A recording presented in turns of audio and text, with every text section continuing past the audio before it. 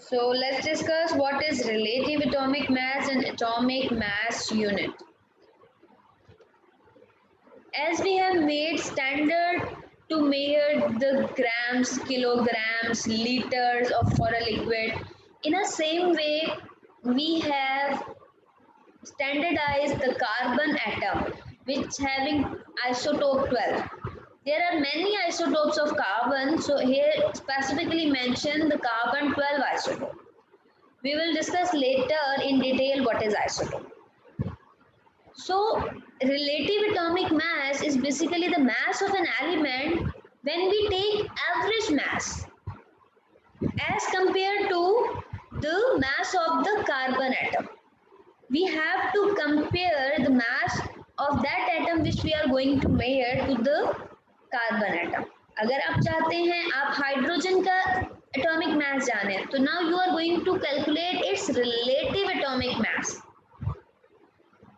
Relative atomic mass, you are going to compare it with the mass of carbon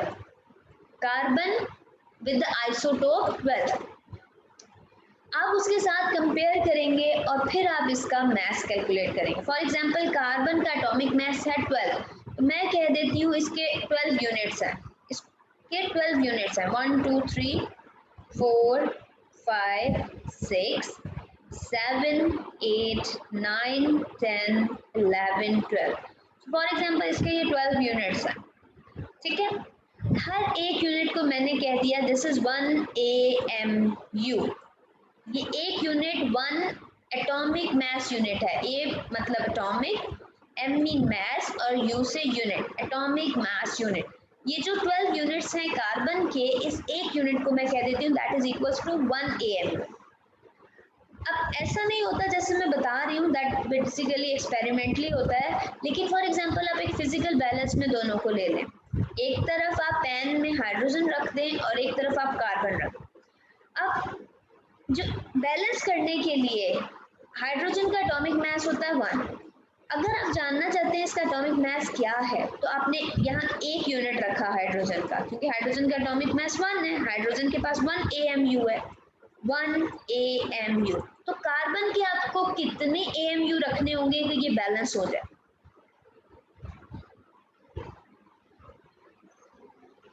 carbon के कितने units रखने होंगे कि ये बैलेंस हो जाए?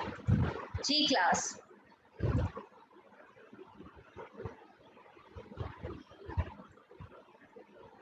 Tell me.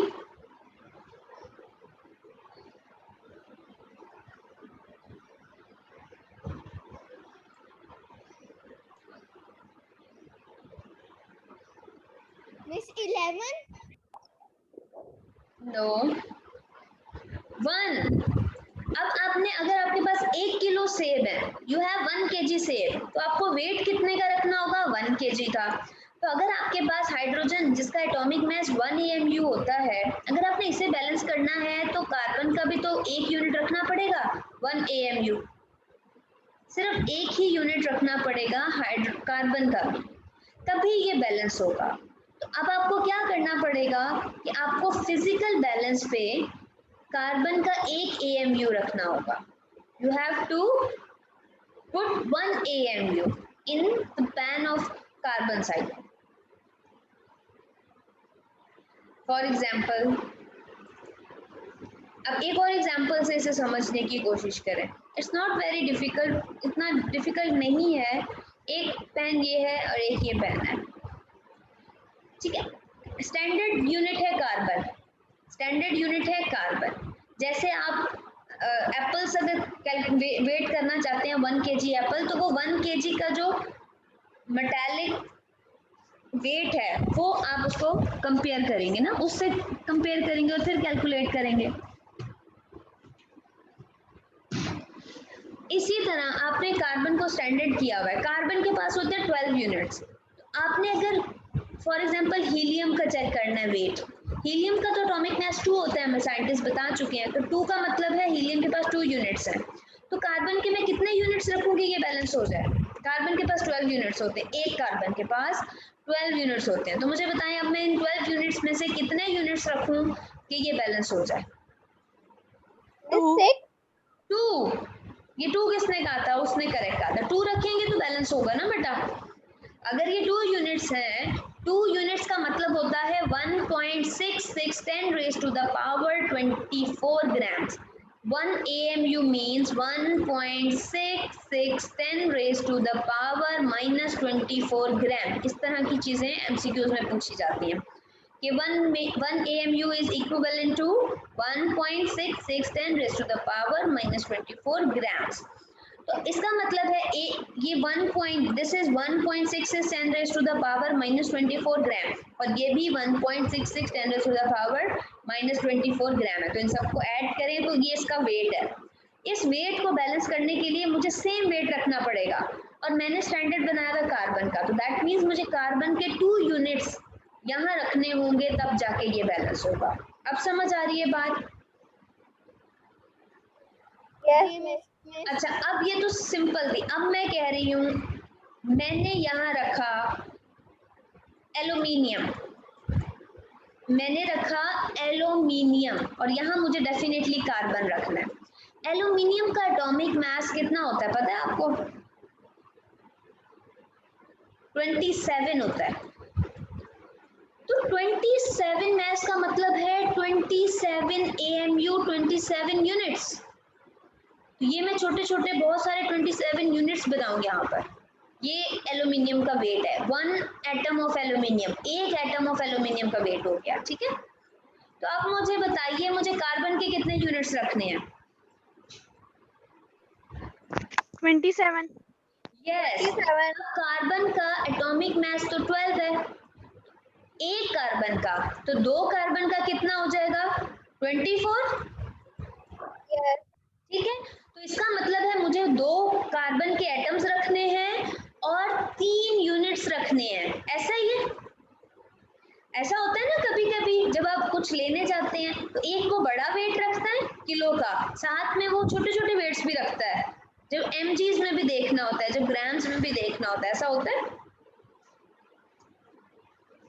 ऐसा होता है या नहीं?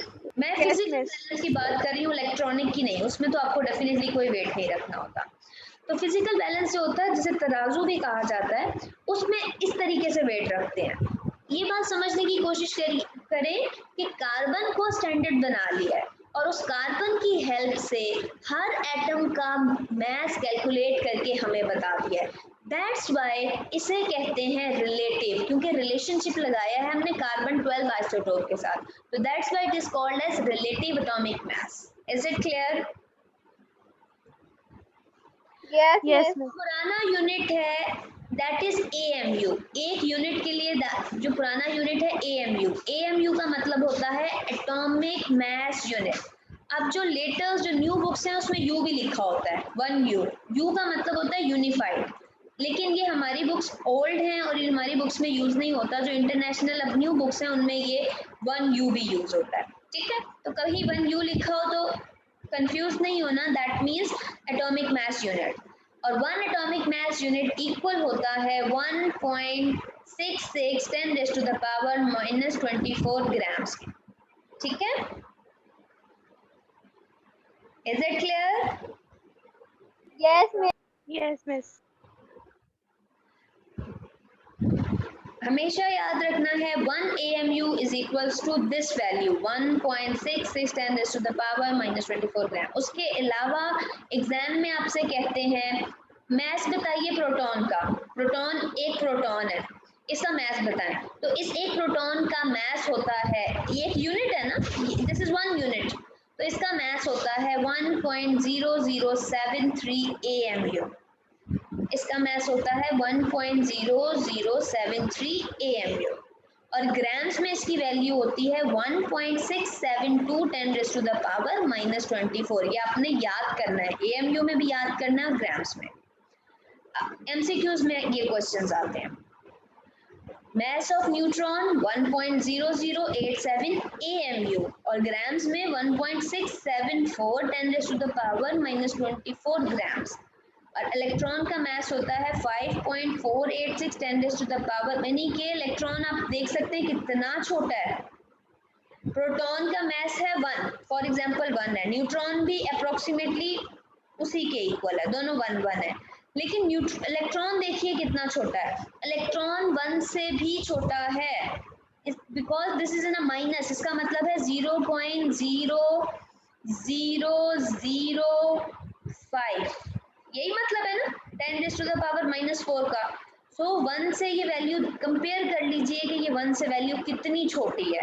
तो अगर प्रोटॉन इतना बड़ा है तो दैट मीन्स इलेक्ट्रॉन इतना सा है, जरा सा। Is that clear?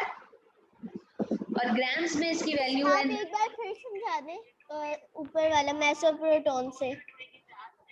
बेटा ये स्पेसिफिक वैल्यूज दी गई हैं मास ऑफ प्रोटॉन की AMU के यूनिट में और ग्राम के यूनिट में, 2 यूनिट्स में मास की, मास कितना है, इस प्रोटॉन का वेट कितना है, उसकी वैल्यूज गिवन है। तो ये आपने एग्जैक्टली इसी तरह याद कर लेनी है। प्रोटॉन की AMU में वैल्यू, प्रोटॉन की ग्राम्स में, न्यूट्रॉन की AMU में वैल्यू, न्यूट्रॉन की ग्राम्स में, इलेक्ट्रॉन की AMU में वैल्यू, इलेक्ट्रॉन की ग्राम्स में वैल्यू। मैं आपको बता रही थी कि प्रोटॉन का मास फॉर एग्जांपल 1 है, ये से आप 1 कह दीजिए, और न्यूट्रॉन का भी 1 है, तो कंपैरिजन में देखिए इलेक्ट्रॉन का मास कितना छोटा है, दैट इज 0.0005। तो अगर प्रोटॉन इतना बड़ा है तो दैट मीन्स इलेक्ट्रॉन छोटा सा, इतना सा, बिकॉज 1 से ये वैल्यू बहुत छोटी है। 0.0005 is very small than 1. Now clear? Yes miss. Next, values fix proton, neutron और इलेक्ट्रॉन की। जी बेटा, ये हमें इनकी याद करने होंगे। जी बेटा ये वैल्यूज याद करनी है, MCQs में पूछी जाती हैं, ये वैल्यूज आपने याद करनी है।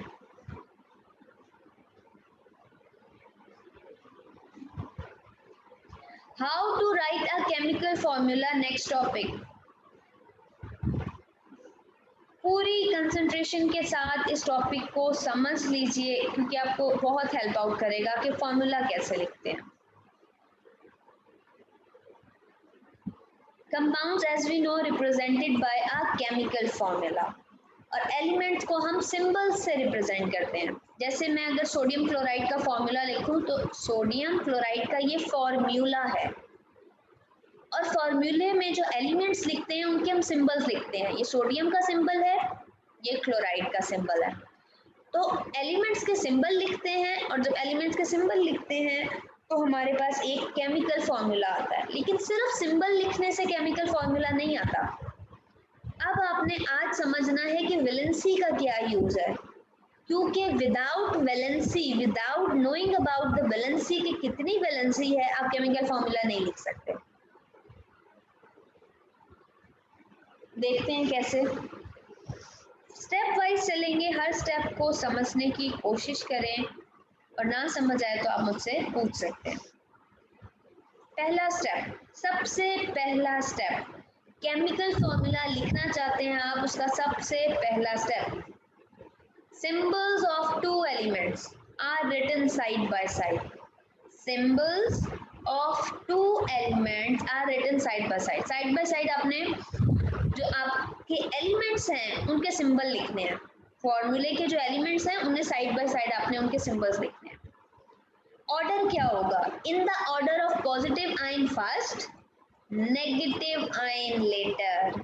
जो आपका पॉजिटिव आयन है उसे आपने पहले लिखना है, और जो आपका नेगेटिव आयन है उसे आपने बाद में लिखना है। Is it clear? Yes miss.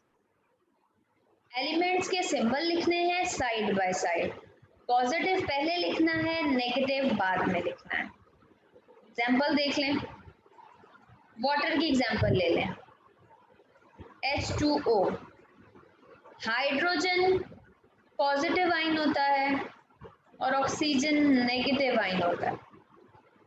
तो पॉजिटिव हमेशा पहले, नेगेटिव हमेशा बाद में। CaCl2 की, कैल्शियम क्लोराइड की एग्जाम्पल ले लें, कैल्शियम पॉजिटिव होता है, क्लोराइड नेगेटिव होता है। अब इनके नंबर्स चेंज होते हैं, ये 2+ होता है और ये 2- होता है। ये हम नंबर्स की भी आगे बात करेंगे, ये इनकी वैलेंसीज कैसे होती है ये बात करेंगे। याद रखना है पहला एलिमेंट पॉजिटिव आयन वाला लिखना है और दूसरा एलिमेंट नेगेटिव आयन वाला लिखना है। KBr की एग्जांपल ले लें। KBr में K पॉजिटिव होता है और Br नेगेटिव, तो हमेशा पॉजिटिव पहले और नेगेटिव स्पीशी बाद में, नेगेटिव एलिमेंट नेगेटिव बाद में लिखना है, याद रहेगा। यस सेकंड बात करते हैं, सेकंड स्टेप की, the valency of each ion, her ion की valency is written on the right top corner। अब ये एक आयन है, फॉर एग्जांपल पॉजिटिव आयन है, इसकी वैलेंसी, इसका वैलेंस नंबर ये राइट साइड है, राइट टॉप पर लिखना है। इसकी वैलेंसी होती है 1, सोडियम की वैलेंसी होती है 1, तो वैलेंसी राइट टॉप साइड पर लिखनी है, याद रहेगी ये बात। चाहे पॉजिटिव आयन हो चाहे नेगेटिव आयन हो, ऑक्सीजन का आयन नेगेटिव होता है और इसकी वैलेंसी होती है 2, तो 2 नेगेटिव ऑक्सीजन की वैलेंसी है, तो राइट साइड पर लिखनी है, राइट टॉप कॉर्नर पे लिखना है, नीचे नहीं लिखना, यहाँ नहीं लिख सकते, यहाँ नहीं लिख सकते, राइट साइड पर टॉप पर लिखना है। Is it clear? Yes miss. पहली बात, सिंबल्स एलिमेंट्स के लिखने हैं साइड बाय साइड। सिंबल लिखने का तरीका, पॉजिटिव को पहले लिखें और नेगेटिव आयन को बाद में लिखें।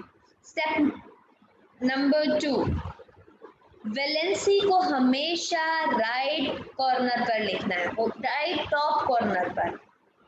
सोडियम की वैलेंसी +1 तो राइट टॉप पर, कैल्शियम की 2+, तो राइट टॉप कॉर्नर पे, क्लोरीन की वैलेंसी -1 तो राइट टॉप। अब 1 नहीं लिखा हुआ, यहाँ 1 नहीं लिखा हुआ, यहाँ, क्योंकि जहाँ कुछ नहीं होता दैट मीन्स वहाँ 1 है। अब ये पॉजिटिव ये शो कर रहा है कि इसके साथ 1 है, ये नेगेटिव साइन शो कर रहा है कि ये 1 है, तो 1 लिखने की जरूरत नहीं होती। ऑक्सीजन की वैलेंसी 2 होती है और इसका आयन है ऑफ नेगेटिव, तो आपने साथ में नेगेटिव लिख दिया। Is it clear? यस अच्छा, अब नेक्स्ट स्टेप पर आइए। Step number 3, this valency of each ion is brought to the lower right corner of other ion by cross exchange। अब हमने थर्ड स्टेप में करना होता है क्रॉस एक्सचेंज। पहला स्टेप था आयन लिखा, मैं सोडियम क्लोराइड लिख रही हूँ, ये सोडियम, ये क्लोराइड, सोडियम पॉजिटिव वैलेंसी और positive ion, chlorine negative ion, इसकी वैलेंसी भी 1 होती है, इसकी वैलेंसी भी 1 होती है, तो लिखने की जरूरत नहीं है। अगर मैं लिख दूं इन केस, यहाँ भी 1 लिख दूं, यहाँ भी 1 लिख दूं, दे आर सेइंग वैलेंसी का क्रॉस एक्सचेंज कर दें, और क्रॉस एक्सचेंज करना है लोअर राइट कॉर्नर पे। ये लोअर है और ये राइट है यहाँ पर, ये लोअर है और ये राइट कॉर्नर है यहाँ पर, तो इसका मतलब है ये वाली वैलेंसी यहाँ शिफ्ट हो जाएगी और ये वाली वैलेंसी यहाँ शिफ्ट हो जाएगी। This is a cross exchange. किसी को ये बात समझ ना आई हो, व्हाट इज क्रॉस एक्सचेंज? मतलब समझ नहीं आई कि ये क्रॉस एक्सचेंज क्यों करना है। ये फॉर्मूला लिखते हुए क्रॉस एक्सचेंज करने का रूल है। रूल्स होते हैं ना हर चीज के, उस पर रीजन नहीं होता। साइंटिस्ट ने ये रूल्स बनाए हैं कि आपने ऐसे ही लिखना है फॉर्मूला, ठीक है। कुछ तो रूल्स बनाने थे फॉर्मूला लिखने के, तो उन्होंने ये रूल बनाया है कि वैलेंसी का क्रॉस एक्सचेंज करें, ठीक है। मिस अगर इन दोनों की वैलेंसी सेम नहीं होंगी, जैसे अगर किसी की 2 है दूसरे की हाँ, तो फिर वो नंबर लिखेंगे। अब ये देखें ना, सोडियम की भी 1 है और क्लोराइड की भी 1 है ना, दोनों की 1 1 है, तो यहाँ भी मैं 1 लिखती हूँ, यहाँ भी मैं लिख दूँ, कितना वियर्ड सा लग रहा है, तो 1 लिखने की जरूरत नहीं होती, तो हम लिखते हैं NaCl। इसका मतलब है यहाँ भी कुछ नहीं लिखा हुआ, यहाँ भी कुछ नहीं लिखा, दैट मीन्स कि दोनों की वैलेंसी 1 थी। और मुझे पता है पहला आयन हमेशा पॉजिटिव होता है और दूसरा आयन हमेशा नेगेटिव होता है, तो दोनों का 1 पॉजिटिव 1 और नेगेटिव 1 था, दैट्स वाई मुझे कुछ नहीं लिखना था। अगर मैं कहूँ कि ये कंपाउंड है कैल्शियम क्लोराइड, चलें पहले आप नाम लिखें ना, नाम है कैल्शियम क्लोराइड। अगर तो कैल्शियम क्लोराइड है, आप अपनी कॉपीज सबमिट करवा दीजिएगा आज स्कूल में, कल आपकी कॉपीज चेक होकर आपको मिल जाएंगी। कैल्शियम क्लोराइड, कैल्शियम का सिंबल क्या होता है? सी कैपिटल ए स्मॉल। क्लोराइड का Cl। सी कैपिटल एल स्मॉल। अब ये मैंने जो ये फॉर्मूला लिखा था ना, ये मैंने उनके सिंबल लिख दिए हैं। कैल्शियम पहले इसलिए लिखा है क्योंकि ये पॉजिटिव आयन होता है, और क्लोराइड मैंने नेगेटिव इसलिए लिखा है क्योंकि ये नेगेटिव आयन होता है। अब ये पॉजिटिव और नेगेटिव आयन क्यों होते हैं, ये आप जैसे जैसे आगे पढ़ेंगे आपको समझ आना शुरू हो जाएगा।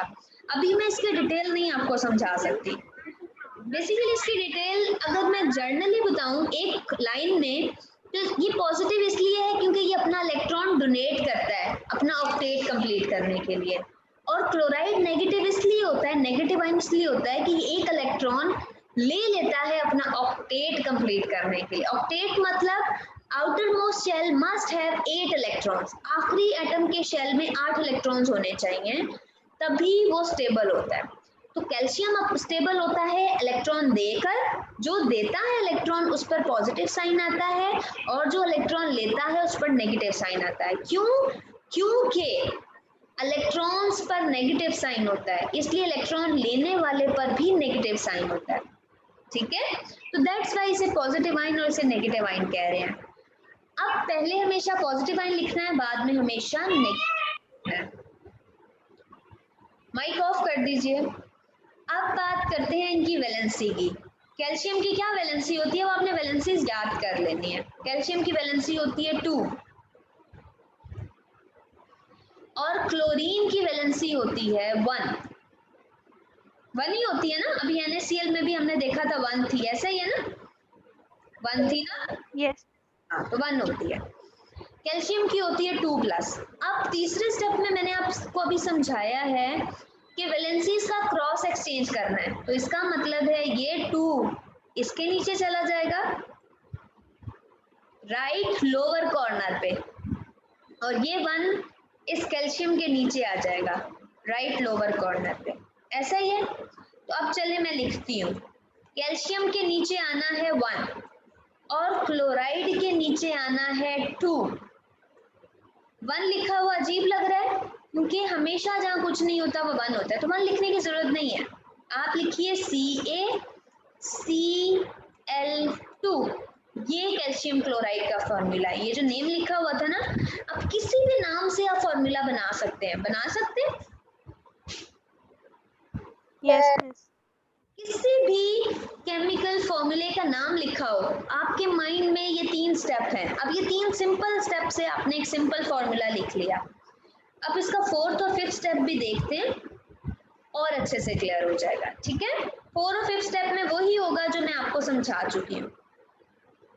दोबारा से देखते हैं 4th स्टेप और 5th स्टेप। यहाँ तक सबको क्लियर है?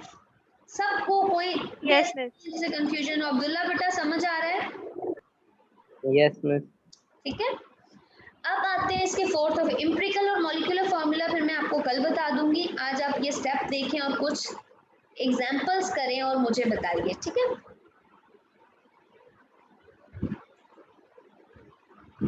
स्टार्ट करते हैं 4th step. Okay, if the valencies are same, अगर वैलेंसी सेम हो, जैसे कि इस केस में था सोडियम क्लोराइड में, आप देख सकते हैं दोनों की वैलेंसी 1 है। दे आर ऑफसेट, ऑफसेट हो जाती हैं एंड आर नॉट रिटन, तो आप उसे केमिकल फॉर्मूले में नहीं लिखते। यही बताया था मैंने आपको कि 1 नहीं लिखते, 1 लिखें या ना लिखें कोई फर्क नहीं पड़ता। दोनों की वैलेंसी अगर सेम सेम हो, अब वो जरूरी नहीं है 1 1 हो। इस केस में देखें दोनों की 2 2 है, दोनों की 2 2 मीन्स यहाँ तो 1 नहीं है, फिर भी नहीं लिखनी क्योंकि 2 पॉजिटिव के साथ है और 2 नेगेटिव के साथ है, ये कैंसिल हो जाएगा। आपने कभी मैथ्स में पढ़ा है अगर पॉजिटिव हो और नेगेटिव हो तो कैंसिल आउट हो जाते हैं और इक्वल्स टू 0 हो जाता है ना? फॉर्मूला भी यही होता है। केमिकल फॉर्मूला एक न्यूट्रल कंपाउंड होता है जिसके ऊपर 0 साइन होता है। इस 0 साइन का मतलब है इसके ऊपर लगने वाले चार्जेस एक दूसरे को कैंसिल कर देते हैं। तो अगर जी बेटा मिस जब भी सेम होंगी तब हम वो कैंसिल तो आपने नहीं लिखनी, जब भी सेम होंगी आपने नहीं लिखनी, ठीक है? ओके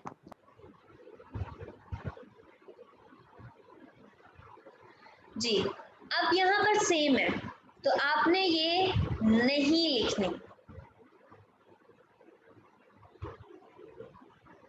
याद रहेगी ये बात? अब मैं आपको ये 2 2 की है, मैं आपको एक 3 3 की एग्जांपल देती हूँ। एल्यूमिनियम फॉस्फेट, एल्यूमिनियम के ऊपर भी वैलेंसी होती है 3+ और फॉस्फेट ये एक रेडिकल है। मैंने आपको रेडिकल्स पढ़ाए थे। Radicals are group of atoms having some charge. इसकी वैलेंसी होती है 3-, दोनों के ऊपर सेम है। इसकी 3+ है, Yes. इसकी माइनस, तो ये कैंसिल हो जाती है। हम इन दोनों के नीचे नहीं लिखते, हम इसे लिखते हैं AlPO4, एल्यूमिनियम फॉस्फेट। मेरी बात समझ आ रही है बेटा? Yes, miss. Yes, Yes. miss. याद रहेगी ये बात? सो अगर वैलेंसी सेम हो रही हो तो हम नहीं लिखते, ठीक है? Okay. जी मिस। चले, अब आपको इसे और अच्छे से समझाते हैं और अपना 4th पॉइंट कंटिन्यू करते हैं। But if they are different, लेकिन अगर डिफरेंट है, सेम है तो नहीं लिखनी, सेम है तो कभी नहीं लिखनी। मैं बहुत आराम से पढ़ा रही हूँ ताकि आपको अच्छे से समझ आ जाए फॉर्मूला लिखना। अगर डिफरेंट हो, they are indicated as such at the same position. Example, in case of sodium chloride both the valencies are offset, क्योंकि सेम वैलेंसी थी, and formula is written as NaCl, whereas in calcium chloride it is written as CaCl2, क्योंकि valencies change थी। Calcium chloride में हमें लिखनी थी cross exchange करके क्योंकि वैलेंसी चेंज है, लेकिन सोडियम में सेम थी तो नहीं लिखा। कैल्शियम की 2+ वैलेंसी होती है और ऑक्सीजन की होती है 2-, तो हमने नहीं लिखा। लेकिन अगर वैलेंसीज चेंज होंगी तो आप लिखेंगे, अगर वैलेंसी चेंज होगी तो आपने लिखना है, ठीक है? Okay, miss. Okay miss. अब आ जाइए लास्ट और 5th स्टेप पे। लास्ट और 5th स्टेप भी इंटरेस्टिंग है और इम्पोर्टेंट है। लास्ट स्टेप रिलेटेड है रेडिकल से। रेडिकल एक ग्रुप ऑफ एटम होता है जिसके ऊपर कुछ ना कुछ चार्ज होता है, जैसे कि फॉस्फेट, इसे कहते हैं PO4 को कहते हैं फॉस्फेट, इसकी वैलेंसी होती है 3-, इस पर ये चार्ज होता है 3-। सल्फेट SO4, इसके ऊपर 2- चार्ज होता है। तो group of atoms, group of elements having some charge is called radical. अब ये ग्रुप ऑफ एटम है, ये 5 एटम्स हैं, एक सल्फर का एटम है, 4 ऑक्सीजन के एटम है। Group of atom having some charge, उसके ऊपर 2- चार्ज है, तो उसे हम रेडिकल कहते हैं। तो अगर इन केस फॉर्मूले में रेडिकल हो तो पूरे रेडिकल की जो वैलेंसी होती है वो क्रॉस एक्सचेंज होती है, पूरे रेडिकल की वैलेंसी कंसीडर होती है। मैं फॉस्फेट की अलग वैलेंसी नहीं लिखूंगी, मैं ऑक्सीजन की 2 वैलेंसी अलग से नहीं लिखूंगी, मैं सल्फर की वैलेंसी अलग से नहीं लिखूंगी, मैं ऑक्सीजन की वैलेंसी अलग से नहीं लिखूंगी। This is consider as a radical. ये पूरा रेडिकल कंसीडर होगा, इस पूरे रेडिकल की वैलेंसी क्रॉस एक्सचेंज होगी। बात समझ आ रही है? मिस H2O रेडिकल है? जी, क्या चीज मिस बेटा? मैं कह H2O रेडिकल है? H2? No miss H2O H2 Water. It's a molecule बेटा, इट्स नॉट अ रेडिकल। इस पे कोई चार्ज है? इसके ऊपर कोई चार्ज है? No, it's neutral. पानी न्यूट्रल होता है बेटा, पानी पे कोई चार्ज नहीं होता, नहीं तो आपको करंट लग जाएगा। वो न्यूट्रल होता है, आप पीते हैं। OH नेगेटिव ये रेडिकल है, OH नेगेटिव ये रेडिकल है, अब इस पर चार्ज है, ठीक है। वाटर न्यूट्रल है। अच्छा, अब देखें फॉर्मूला देखते हैं। फॉर्मूला है फॉर एग्जांपल, मैं नाम लिखती हूँ, नाम लिख रही हूँ मैं एल्यूमिनियम सल्फेट। मैंने नाम लिखा एल्यूमिनियम, अच्छा फॉस्फेट कर लेते हैं, सल्फेट बाद में करते हैं, ठीक है। एल्यूमिनियम का क्या सिंबल होता है? एल्यूमिनियम का symbol capital A, capital A small L, ये सिंबल है। मैंने सबसे पहले सिंबल लिख दिया। सब सल्फेट का क्या सिंबल होता है? SO4, ये सिंबल है इसका, ये है ना इसका सिंबल SO4। इसके ऊपर एक चार्ज होता है 2- का, ये होता है सल्फेट, सॉरी फॉस्फेट नहीं, सल्फेट SO4 2-, यही होता है। ऐसा ही है। Yes miss. एल्यूमिनियम की क्या वैलेंसी होती है? मैंने आपको अभी बताई थी, 3+ ना, पॉजिटिव के साथ। अब आपका थर्ड स्टेप है, आपको पता है वैलेंसी क्रॉस एक्सचेंज होगी, तो इस पूरे रेडिकल की वैलेंसी इसके नीचे जाएगी और इस पूरे आयन की, एक एलिमेंट की वैलेंसी इसके नीचे जाएगी। तो अब आपने ये कैसे लिखना है? एल्यूमिनियम के नीचे क्या आ जाएगा? -2। नो, माइनस का साइन नहीं लगता, सिर्फ आएगा 2। गुड हया। ये जो साइन होते हैं ना पॉजिटिव और नेगेटिव, यहाँ देखिए ये नीचे नहीं जाते, सिर्फ नंबर जाता है, तो सिर्फ 2 जाएगा। और दूसरा हमारे पास है SO4। अब SO4 के तो मैं यहाँ तो नहीं 3 लिख सकती ना, कितना बुरा लग रहा है, 4 के नीचे 3 तो नहीं लिख सकती। तो अब मुझे बनानी है ब्रैकेट। ब्रैकेट में मैं पूरे रेडिकल को बंद करूंगी, क्योंकि ये जो 3 मैं लिखने लगी हूँ ये पूरे रेडिकल के नीचे है, ये सिर्फ ऑक्सीजन के नीचे नहीं है। तो ये जो मैंने 3 लिखना है, ये ब्रैकेट बनाकर इस पूरे रेडिकल के नीचे लिखना है। Now this is the formula of aluminium sulphate. आप इस तरीके से किसी भी कंपाउंड का फॉर्मूला बना सकते हैं। It's so simple and it's so easy, बस स्टेप्स आपने याद रखने हैं। और कुछ चीज़ें आपको वैलेंसी, कुछ आपको स्पीशीज पॉजिटिव है कि नेगेटिव होती है, ये आपको बातें याद रखनी पड़ेंगी, ठीक है। Okay miss. अब एक और एग्जांपल कर लें जल्दी से। एक एग्जांपल हम कर लेते हैं कैल्शियम फॉस्फेट की। कैल्शियम का symbol capital C small a। CN phosphate का सिंबल PH। PO4 3- इसके ऊपर चार्ज होता है, ये रेडिकल होता है फॉस्फेट का। कैल्शियम की वैलेंसी क्या होती है?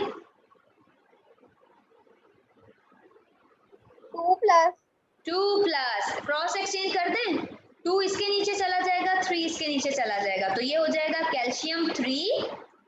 फॉस्फेट को कर दें ब्रैकेट में बंद और इसके नीचे आ जाएगा 2। सिंपल,